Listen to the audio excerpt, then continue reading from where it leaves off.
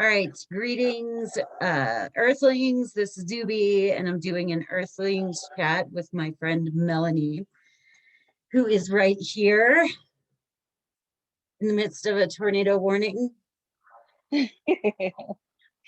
Hi. Actually, a funny story. So when I worked at a rehab, the rehab I went to was in Mississippi, and they had a tornado warning one night, and it was like real serious, like and so I had to go and get all of the other girls out of bed. And these are women who are like from like 1 to like 30 days sober, and they looked at me and they were like, Zube, you are not okay. I was like, no, I'm not okay. I've never been in a tornado. And they're like, okay, we're gonna like take over. This is, you just sit there. I'm like, that's supposed to be my job, but it was really cool.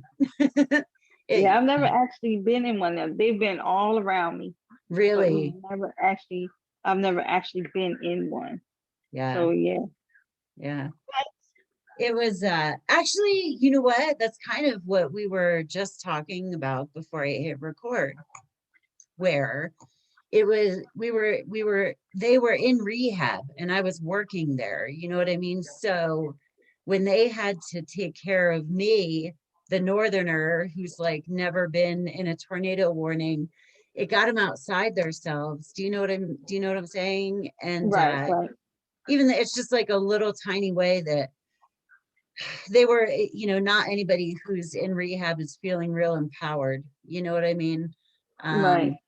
And I guess you take advantage of every opportunity to kind of empower people. Yeah, I can relate to that. I Yeah. actually do it to a fault sometimes, Yeah. and then at some point a switch flips and it goes from you empowering them to them draining you. And so I've had to learn how to use boundaries to prevent that from occurring. Because when you can't pour into anybody if you're an empty vessel. And after you let people pull on you and drain you for so long, you have to get back. We were talking about being selfish a little while ago. That's when you get to that healthy selfishness, because if you don't take care of yourself, nobody else is going to take care of you like you. Yeah. But they'll keep on pulling from you and expect you to keep producing good fruit when they have drained every ounce of whatever good you have in you to offer. Yeah. So I've had to learn boundaries. Yeah. Yeah. That's I actually saw a monk one time and I can't remember his name, but he was talking about how at the end of the year, he's like, people have financial budgets, right? And he actually sits down and makes a list of all of the people that are really, in close proximity to his life and the value that they bring to him and the amount of time that he spends with them. And he's like, I know that that might sound cruel and very unmonk like, but you can't spend more money than you have, right? But people can expend more energy than they have, and it's just, your like your energy and what you have to give other people should be viewed more as like what would be like a resource that's not like never ending. I can't think of the word. Like a hot commodity. Yeah. Yeah. It is. It is. But It's people won't respect that. yeah. People. So the unhealthy part of selfishness is me, me, me, me, me, without a thought of anybody else. How's it going to affect me? Oh, woe is me. Just singing that sad song all the time and you're looking like, but you're draining me in the process. And you expect me to be at full capacity while I'm carrying your weight and mine. So at that point, when your energy gets to a point where you don't want to wake up in the morning, you don't want to take care of your responsibilities, you don't want to do what you have to do, but then you still have somebody pulling on you, saying, come on, I need. That's unhealthy. That's very unhealthy. And then it starts affecting so many different things. It affects your social life, your spiritual life, your health. It affects so many different things, but people don't get that. And as long as they're pulling on you and they can rely on you, they will do it. They will. Yeah. That, I mean, sometimes it is more loving to cut people off. I mean, like Mm-hmm. I had that experience in recovery, and I myself am in recovery. You know what I mean? Mm-hmm. Um, I mean, I asked for help. I think before I entirely got there, you know what I'm saying? Right. I wanted to get help. Um, I actually was the one that kind of withdrew because I didn't know what to do. So everybody's like, "Oh my God, where is she? Is she okay?" But there are people who will just take and take and take, or uh, sometimes what happens to me is a lot of people who don't want to get better reach out to me for like an instant fix. You know what I mean? Like Mm-hmm. you can Yep. do it, you can, and I can only do that so many times. You know what I mean? Yep. You only Yeah, got so many rah and shish boom bombs in you. After a right. while, it's like, okay, it's time for you to take responsibility for your own, whatever it is that's going on, whether it be your mental health, whether it be your physical health, your spiritual health, whatever category it falls under. At some point in time, you got to take responsibility for yourself. Yeah. You cannot expect people to just carry you, you know, for your life. Mhm. Then now you got two miserable people. I'm miserable because I can't do anything for myself, and whatever I'm doing that I thought was helping you is not. Mhm. So yeah, it's tough, and it can be a very fine line between, people say, well, you're mean. No, I'm not mean. I've just taken so much stuff for so long that at this point I'm just very straightforward. There's no gray areas. It's either black or white. Either I can help you and you're gonna help yourself, or I can't. Yeah. But yeah, at this point, and it's like an age cutoff for me. You know, Yeah. I think over 25. By the time I was 25, I had three kids. My own place, was in the military and working a job. Like, I knew enough at 25 to take care of myself and these children. So I feel like anybody else, you should know enough by the age of 25. Like, under that, Yeah. okay, I might give you a break. But up until then, yeah. After that, nah. You're just Yeah. using me now. You're just using me. People just have those dependent personalities and they think that it's okay, and it's not. Right. And I'm such a sucker. It's really hard for me. And I'll say it's because you're an Aries and I'm a Cancer. I'm a sucker. I'm an empath. Yeah, I'm an empath too. And once I realized that that's actually a really useful tool, as long as I know that I can turn it off. You know what I mean? Hmm. Like, because I can feel like I can feel my way around things and actually be super helpful to people. Hmm. You know, like there was something that you were saying, when I worked at the rehab, there was one girl, and I wanted so bad for her to get sober, you know what I mean? And she just Hmm. kept skipping meetings and, be like wasting my time. And finally one night I said to her, I was like, look, if you don't go to a meeting, um, I might get in a little bit of trouble for not making you go, but you're a grown woman. If you don't go, you're really gonna be doing a disservice to yourself. And I'm like, but I Hmm. have, 8 or 9 other women in there who want to get sober. So like I walked out, and she came in like 20 minutes later, kind of sheepish, and like, Hmm. and she's still sober. It's been like 3 years. And so, That's awesome. yeah. But Yeah. sometimes letting people go is almost the best thing you can do for them. Hmm. And you got to put the onus back on them. Hmm. If they have no sense of ownership, they will not thrive. You Yeah. have to like put that, they say, fear of loss Mm. in them. And if they feel like they have something to lose, if they can grasp it in that moment and hold on to that, or whatever it is that they think they might lose, they'll be more successful. But if it goes over their head or below the knees, like if they miss that moment in time, it's going to take them longer to come back around to it, because then they're oblivious. They feel like there's nothing wrong with me, it's everybody else. Yeah.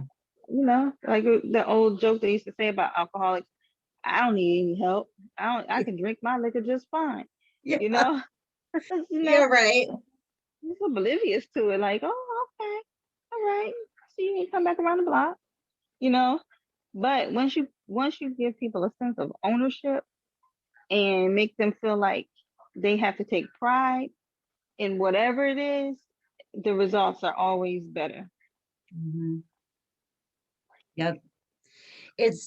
That's so true. So I'll tell people sometimes it is almost more difficult sometimes to be sober. Like I am an alcoholic, but um I had more money. I had more, I had a house, but I had built up this house of cards, and there was like shame in every corner. You know what I mean? So like Yeah. it all came down at my behest. You know what I mean? Like I toppled the whole thing.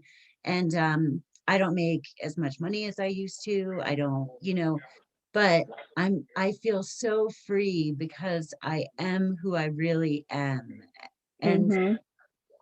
even though it is tougher, the pride is that much more Mm-hmm. in what I've built. Self-satisfaction is everything. Yeah. And emotional intelligence Yeah. helps a lot with that. If you know what it is you want out of life, what path you have to take to get there, and you stick to your guns, that's you taking responsibility for your life. You taking responsibility for whatever you do Mhm. in life, and the path that you're going to take. If you can take responsibility, and I don't know, it's just people don't understand a lot about emotional intelligence. Mhm. They're like, nothing's wrong with me. It's the world. I don't have a problem. I'm not an alcoholic. I'm not a drug addict. Oh, I'm not a control freak. I'm not a narcissist. I'm not any of these things, because they're not in touch with who they really are. And Mhm. so that emotional intelligence piece is like, it's serious. There's classes you can take on emotional intelligence. There's seminars you can take, but you got to understand that you're not in touch, Yeah. so that you can be receptive to whatever it is they have to offer in the class, or the seminar. I mean, pick a book up and read it. Like, I remember when we first got back in contact online Mhm. and reading your stuff. If I would have seen a post from you from 5 years ago, and then put a post next to it from today, I'd be like, that's a different person. Yeah. That's a totally different person. Like, it's like when the switch flipped for you, you could see it. It was like a visual thing. You could see it, you could feel it, you could hear the tone um in your posts, and just how everything changed. And when that stuff changed for you, things started going a whole different way. Even though Mhm. you don't make as much money, all money isn't good money, Right. Right. and all friendships aren't actually friendships. Some of them are kinship. Yeah. So I don't know. So I'm just using you as an example, just because you put yourself out there. Yeah. You know, you're very open. And Yeah. so at first I was like, man, I used to just pray like so hard. Lord, please just help her make it to tomorrow. Help her get through this situation. Help her kids understand. I won't say what I'm about to say. It's not Yeah. nice. Not Yeah. nice. Yeah. But the people who were treating you bad, like, tell them to back off, you Mhm. know? But when you took control of your life and you started turning things around, like, so many positive things happen for you. Even you and Zeke, when you said we're not dating, I was like, oh, she likes that man and he loves her, you I know? know. Yeah. That's And so it's cool to watch it. Yeah. It's like a whole, I mean, him and I are just soulmates. I mean, we dated off and on. And then anyway, I was really into manifesting for a while, and I was trying to manifest a boyfriend. And I never even realized that every quality was him. And when we got back together, I found that list, like, a few months into it. And I'm like, oh my goodness, like it was Zeke. Wow, that's Yeah, something. it is. But you It's had to get in, crazy. you got to get in touch with that part of you. Yeah. And Um, yeah, yeah, and that's amazing. and it was not being a victim anymore. And this is even still hard for me, like, to get my head Hmm. around, because, okay, arguably, I've had bad experiences. You know what I mean? Hmm. But until I turn, like, I would be the first person to see a meme and be like, oh, I know who needs to see this. You know what I mean? Yep. But now I see a meme and I'm like, ooh, I feel that for me. Um, Right. and but once I started looking, and every once in a while, I'm still like, why do I always have to be looking at me? Because I'm the only person that I can do anything about. Yep. Can't control what other people do, what they think. Um, it's when you start loving you and like getting in touch with who you are and knowing who you are, nothing that anybody else does can really, it may bother you, Mhm. but it'll hit your skin and bounce back off, as opposed to going deep and cutting you the way it used to. Because what I found out is when I would be mad at the way other people were treating me or other people were doing, my old pastor preached a sermon a long time ago, and he had some issues with some people in the community, and just because of a personal thing that he had going on, they started treating him bad. And so when he would walk into a room, people would talk about him, people would say things. But he preached a sermon one Sunday and he said, I thought it was me all this time. But the Lord spoke to me and said, it's not you, it's them. Yeah. And so that was like the whole topic of the sermon. And so I looked at that like, I post the sermons every week. I love Um, it when you do. I yeah, love you sent me one, and it was just so perfect. So always feel free to do that. So I was like, okay. wow. Yeah. Yeah, when I feel something, like I'm always thinking about people, Yeah. or things I saw, things I heard, and I'm like, oh, this so and so would love this. But when he preached that sermon, and he was like, it's not you, it's them.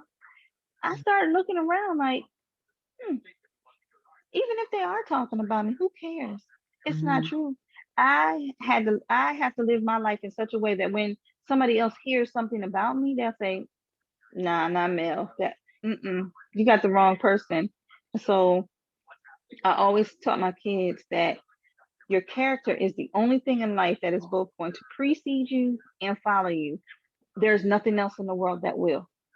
And so I had to model that behavior. I had to be a good character. I have to do what's right because it's right. And it works for me, because anything somebody says negative about me at this point, why were you comfortable enough to listen to it, first of all? And second of all, you know me better than that. And if you know me, then you know that that's not my character. And so Yeah. I really get offended when people question my character now, because I'm like, I go out of my way to do what's right. And Yeah. so I know how to just always remember, it's not you, it's them. People will deflect, and whatever it is that they have going on in their life, whatever bad traits they have, they will deflect and they'll put them off on you. And if you're Mhm. not careful, you can start believing these negative things that people are saying about you, negative things that people are saying to you, and then you feel yourself constantly on the defense. So you're, guarding yourself. You put this wall up, and then people never really get to know the real you because you have this wall up and you're trying to protect yourself from the bad things that people are throwing at you or putting on you, you know. But yeah, it's a hard lesson to learn. And it's really hard to live by it because you want to respond to every bad thing that somebody says or whatever. But I just started living my life where I'm not going to give you anything bad to say.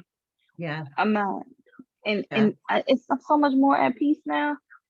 Yep. Like really, I still get into little arguments and little stuff, but it's generally with family, you know, Family's your family. Yeah. You know. I mean, that's where it totally, yeah. But anybody else outside, like, you're not important to me. You don't, what you eat don't make me stink. So Yeah. Yeah, no, that was really powerful. And I actually was thinking the other day about how I started to believe what I was being told about myself. And it's not until being removed from it for years that I realized that it was not about me. You know what I mean? And people would like deny that, you know what I'm saying? But everything and every word that comes out of my mouth, like if I'm angry about something, I've gotten to the point where I'll think about what I'm angry about and I'm like, okay, that lives in here too. You know what I mean? Yeah. It really does. I've not found that untrue for anything. Oh, she's a show off. Well, that's because I feel awkward when I'm a show off. I'm just thinking of like arbitrary things that, you might say about people. But yeah, there was a guy in AA one time and his favorite saying was, if you spot it, you got it. If you see something in somebody you don't like, you got it in you. Usually. And that's true. And then you got to ask yourself, like, what is it about this person that really aggravates me or really gets next to me? Because they're sparking something in you that you don't like in yourself.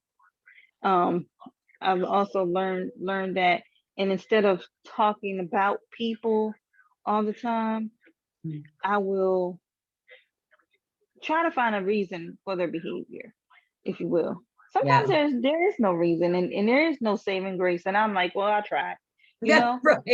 Right. But just sitting and talking about them, that's not going to do anything for them. Pray about it. Pray for them. Yeah. Speak life into whatever the situation is. Yeah. And it'll either turn around or it'll stop. It won't bother you because you're like, you know what? I've done my due diligence. I said a prayer. I talked to them about it, or whatever the case may be. It's out of my hands now, and you release that weight. Don't carry it for anybody else because they're not gonna carry it for you. No, they're getting free rent up here. Exactly. And I have a friend who, my friend passed away. They were married. My friend passed away last year. She passed away in January, and he just got married again February on Valentine's Day. So a year and a month he got remarried. And she and I were close friends. So we kind of went back and forth because we're still friends. We still talk or whatever. And so we kind of went back and forth. And I was like, your daughter lost her mother on her birthday, on your daughter's birthday. She passed. She's an only child, and you guys were together for 20 years. How could you just turn around and 6 months later you're already dating, talking about getting married, having other kids, and this, that, and the third? And then he said something to me. He said, Mel, nothing I'm doing is hurting anybody else or has any bearing on anybody else's life. And I was like, you're absolutely right. I don't like what he's done. I don't like the way he's done it. He's one of those people that just can't be by themselves. But when I thought about it, I said, well, but you say that you're his friend. So be his friend.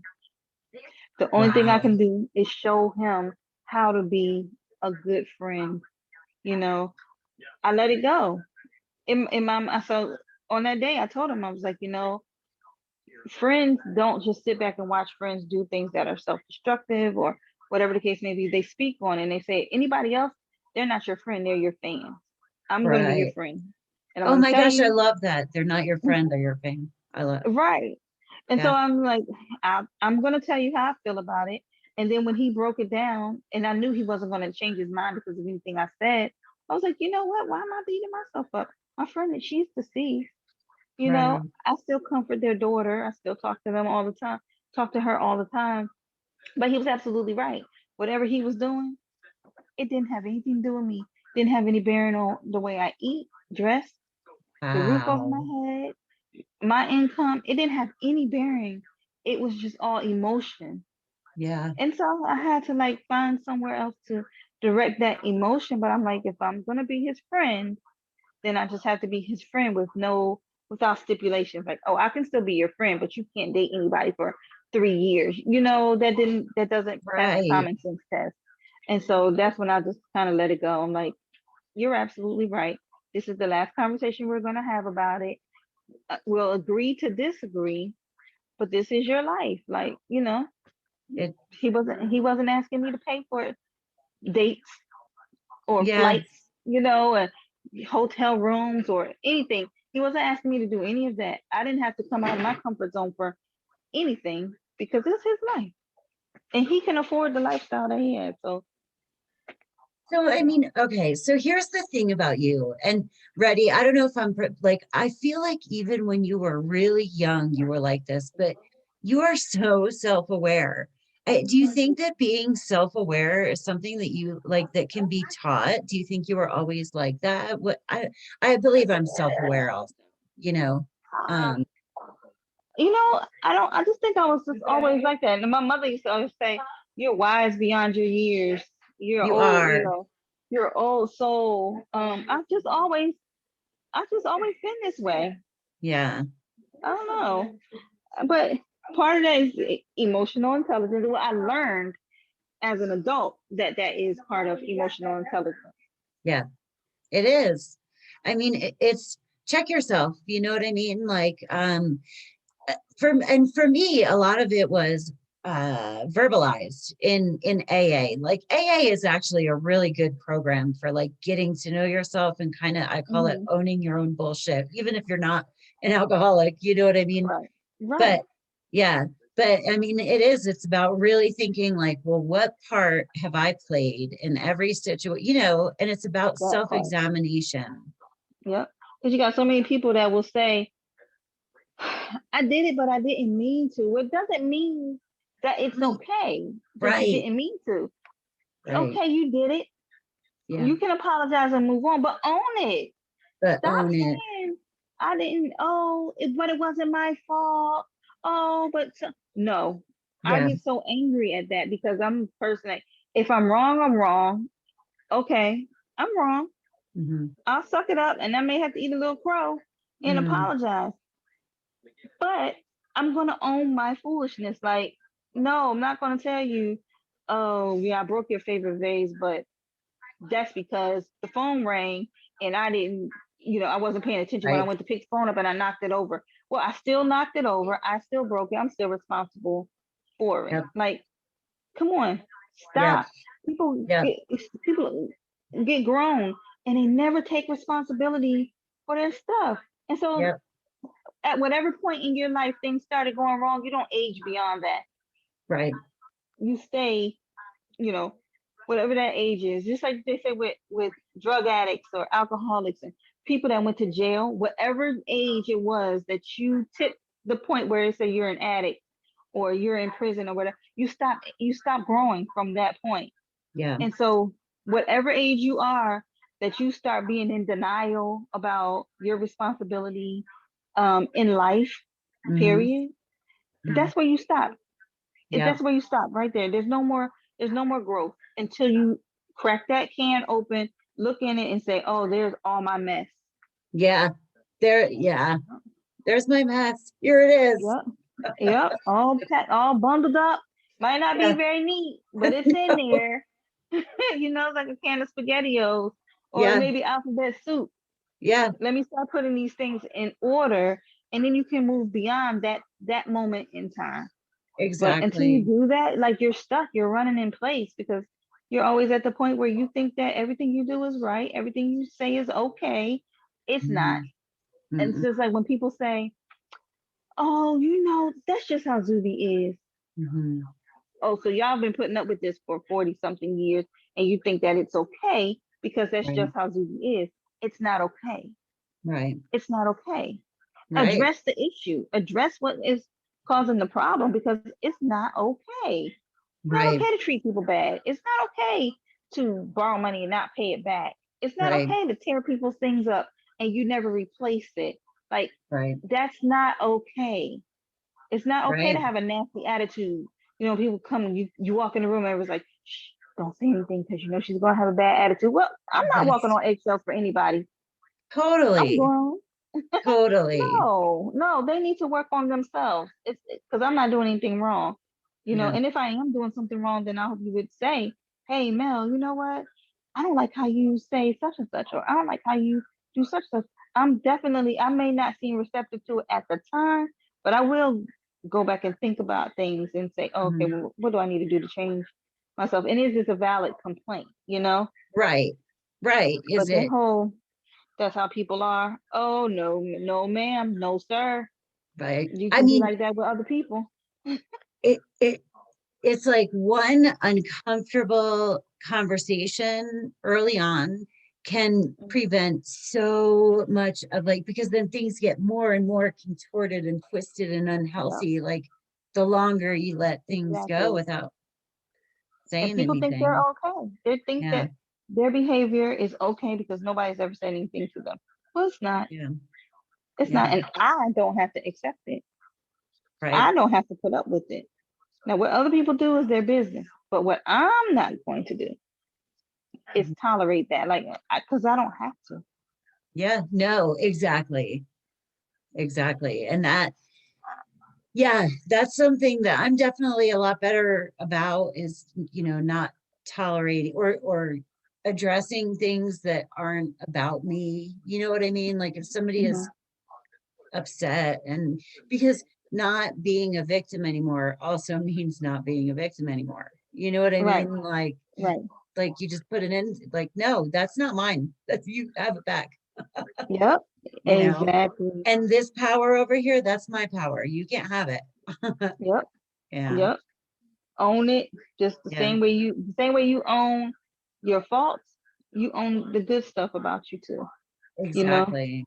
like, oh Exactly. no, that's not me. That's not my personality. I don't know who you're talking about, but it's not me.